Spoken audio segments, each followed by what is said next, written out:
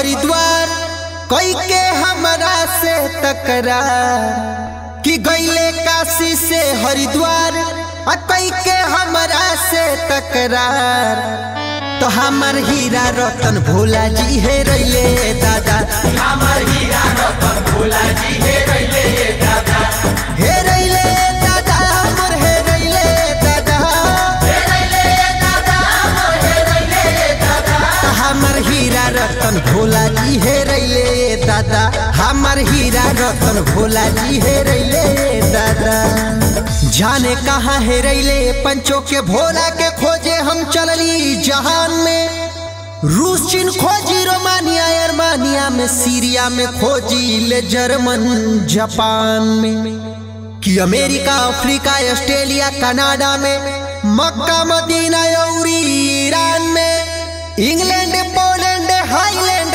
Thailand Java Sumatra यही हिंदुस्तान में तो खोज के हम हो गई निहार कि भोला मिल लेना हमार कि खोज के हम हो गई निहार कि भोला मिल लेना हमार तो हमर हीरा रतन भोला जी हे रैले दादा हमर हीरा रतन भोला जी हे रैले दादा हे रैले दादा मोर हे रैले दादा हे रैले दादा मोर हे रैले दादा हमर हीरा रतन भोला जी हे रैले दादा हमर हीरा रतन भोला जी हे रैले दादा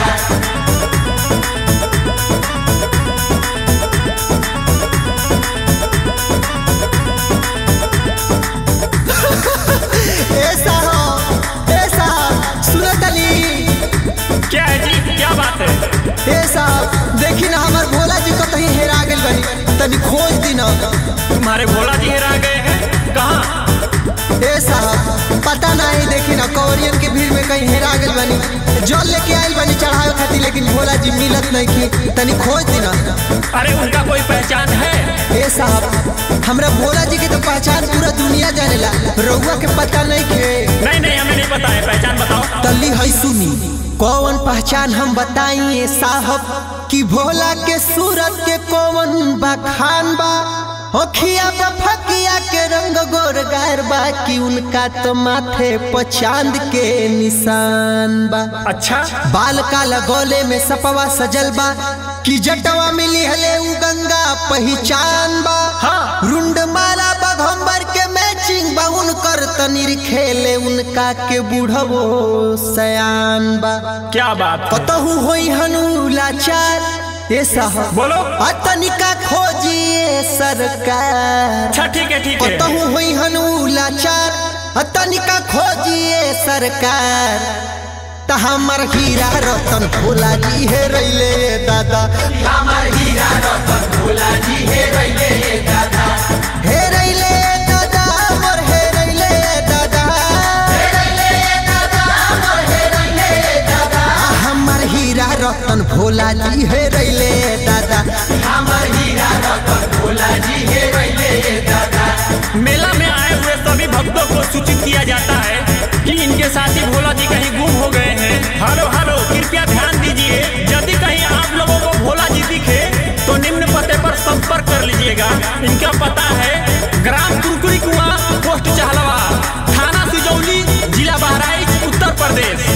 और इनका मोबाइल नंबर है 7800 3326 94। धन्यवाद। ए साहब तनी और सुनी ना बोलो।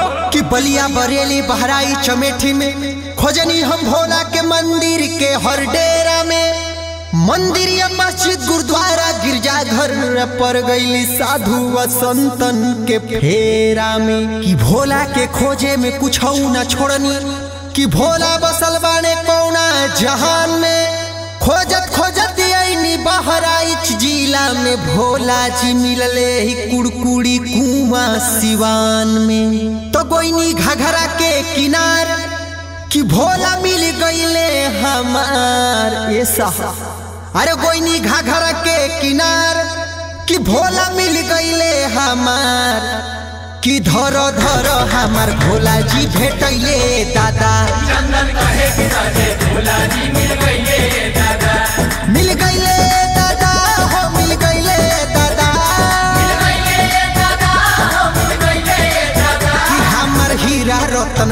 जी मिल गईले दादा, हमार फुलवानी हर भोला जी मिल गईले